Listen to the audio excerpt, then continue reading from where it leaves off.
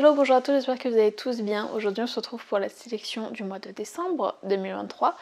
On finit cette année encore une fois avec une petite sélection, ça va, de taille modeste, avec quelques romans de Noël parce que en décembre on va pas y échapper, on va pas se leurrer, il y en a quand même beaucoup qui sortent, donc dans le tas il y en a bien une ou deux qui me font de l'œil, donc voilà. Et puis il y a aussi du thriller, il y a un peu de tout, il y a de la jeunesse, enfin voilà. Comme d'habitude je vais commencer par les suites qui me paraissaient intéressantes. On va commencer avec le tome 2, Il était une fois un cœur brisé de Stephanie Garber aux éditions de Saxus. Pour rappel, Il était une fois un cœur brisé, c'est l'histoire d'une jeune fille désespérée que son amour en épouse une autre qui décide de sceller un pacte avec le prince de cœur qui a des intentions assez cachées à son égard. Toujours aux éditions de Saxus, il y a le tome 2 de la saga Guild, donc Cursed, qui sortira au mois de décembre. Pour rappel, encore une fois, Guild ou Gilded, je ne sais plus comment ça se dit, donc écrit par Marissa Meyer, c'est une réécriture du conte de Rumpelstiltskin. Ah, Rumpelstiltskin, toujours aussi dur à dire celui-là. Voilà pour les suites, il y en a très très peu ce mois-ci, et vous verrez qu'il n'y a pas beaucoup non plus de one-shot. On commence tout de suite avec Les émotions du caméléon de Mélanie Raffin, qui a l'air d'être une comédie toute douce et assez déjantée, puisque dans cette comédie, on suit notre héroïne qui a scellé un pacte avec son meilleur ami du haut de ses 20 ans. Le pacte classique, si à 35 ans on n'a trouvé personne, et ben on se marie et on fait un bébé ensemble. Voilà. Sauf que les 35 ans sont arrivés, que le meilleur ami en question n'a pas oublié le pacte, et du coup il se pointe un jour à sa porte en lui disant « Et si on faisait ce bébé, moi j'attends, je suis prêt ». Sauf qu'elle, elle est passée à autre chose et elle ne prenait pas forcément au sérieux. Surtout que depuis le temps, le meilleur ami en question s'est un peu éloigné, ils se sont un peu perdus de vue, donc ça paraît un peu compliqué de faire un bébé ensemble.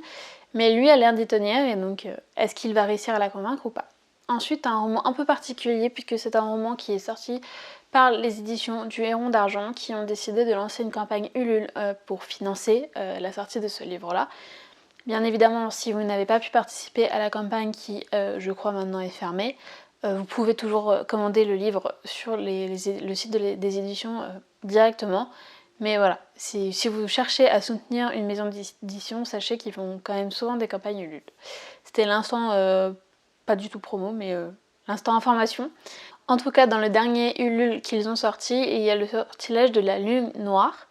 Alors, écrit par un collectif d'autrices, je suis désolée, je vais lire les noms parce que il y en avait trop pour que je m'en rappelle. Vous aviez donc J.K. Gras, Laure Enza, Mélodie Smax, Colline Dumas et Sarah Calment.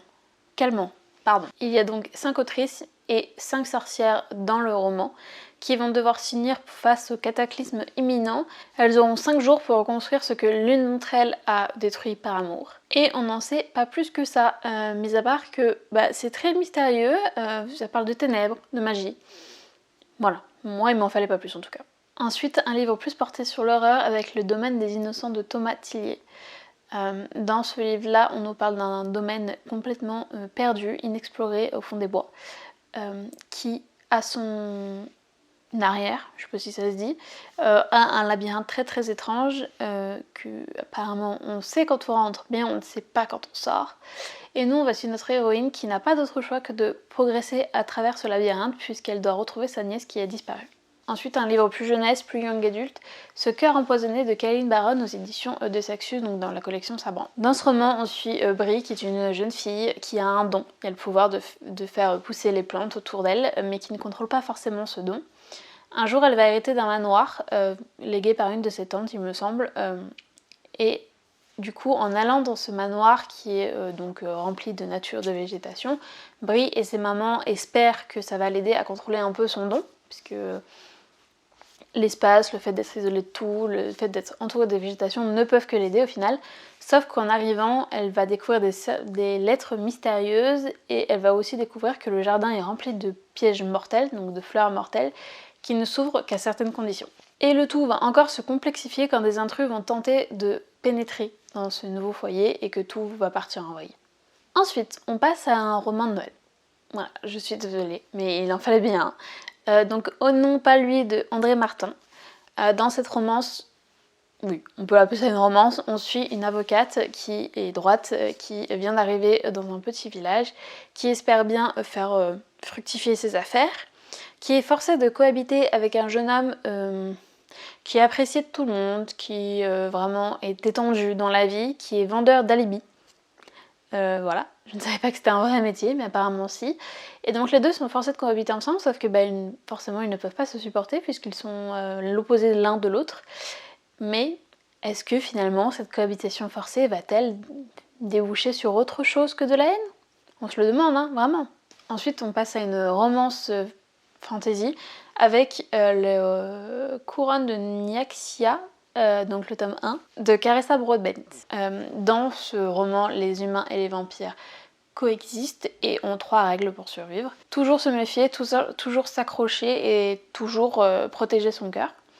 On va suivre, nous, la fille du roi vampire qui est humaine et qui, pour sauver sa vie, n'a pas d'autre choix que de participer au concours de la déesse de la nuit. Sachant que tous ses concurrents sont des vampires, que tout ne va pas se passer comme sur des roulettes, donc pour survivre, Oraya n'a pas d'autre choix que de s'allier à un rival, j'ai oublié le prénom, mais qui est un rival très féroce, très redoutable, mais ce qui lui fait le plus peur, c'est surtout l'attirance qu'elle a pour lui. Ensuite on passe à un roman de Noël, ça faisait longtemps, je suis sûre que ça vous avait manqué, avec la recette du pain d'épices de Séverine Balawan.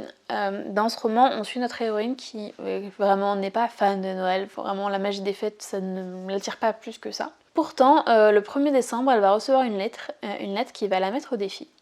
Et chaque jour, avant Noël, comme un espèce de calendrier de l'Avent, elle va recevoir une lettre qui va la mettre au défi pour lui redonner goût à la magie de Noël. Voilà. Sauf qu'elle ne sait absolument pas qui lui envoie sa lettre. Est-ce que c'est le facteur qui la trouve très mignonne? Est-ce que c'est le voisin du dessus? Est-ce que c'est un collègue? Mystère. Tout à l'heure, je vous parlais des éditions du Héron d'Argent qui ont fait un Ulule. Et bien, dans le dernier Ulule en question, il y avait aussi 2 autres romans, dont un dont je voulais vous parler encore une fois dans la sélection, puisqu'il me fait aussi très envie, c'est Les Ombres de l'Averse, de Frédéric Livins et Patrick Héris.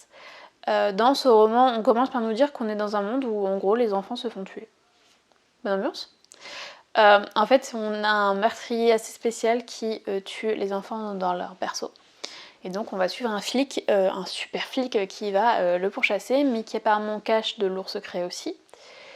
Et le résumé se conclut juste en nous disant « Et si l'origine ne remontait pas au tribunal des sorcières, où la dernière sorcière a été brûlée dans le village en question ?» Ensuite, je vais conclure cette sélection avec un roman de Noël, c'est ce qui fait le plus de sens, avec Mes drôles de voisins, mon amant et moi, de Agnès Braun. L'histoire se passe dans un immeuble à étage où on nous parle de 3 femmes, un homme, un sans-abri, des mensonges et une disparition soudaine. Autant vous dire que ça va créer un peu de remue-ménage dans le bâtiment. Personne ne sait s'il a vraiment disparu, si on l'a aidé à disparaître, s'il est encore vivant, voilà. Et je pense que le tout abordé avec beaucoup d'humour. Un roman de Noël, quoi. N'hésitez pas à me dire en commentaire quels sont les livres que vous attendez le plus au mois de décembre, à vous abonner, et puis moi j'ai plus qu'à vous souhaiter de très bonnes lectures en attendant la prochaine vidéo.